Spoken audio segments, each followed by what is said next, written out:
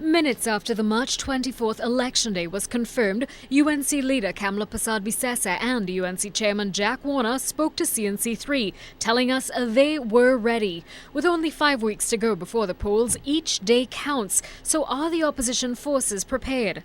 We have been working on this prior to the date being announced, and there is sufficient time. We have 5 weeks in front of us. There is sufficient time. Where there is a will, or there is a way. I am confident that all matters shall be resolved by today, and if after today these matters are not resolved, then I shall be the most disappointed person. The election date came as a surprise to the PNM camp as well. Their leader insisting it be kept secret to give the party the extra edge. PNM chairman Conrad Enel spoke to us moments after the announcement and admitted that he too had just found out.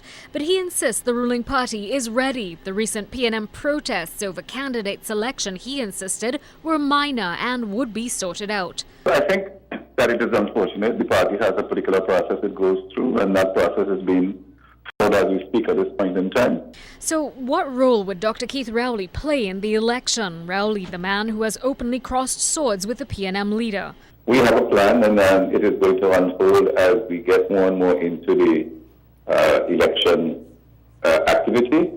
Wherever Dr. Rowley is needed, if he is needed, he will be called to service, as would be any of the other 41 candidates who are being presented. The UNC is also dealing with its own issues. Apart from a unity deal it needs to seal with the COP, the party's founder, Basdeo Pandey, wants to fight Jack Warner on an independent ticket in Chaguanas West. I will support my party that I formed 20 years ago and give 20 years of my life to, but I will not inflict Jack Warner upon this society. The business community, meanwhile, is breathing a sigh of relief. We are quite relieved, actually. I think that most citizens will be relieved that a date has been announced.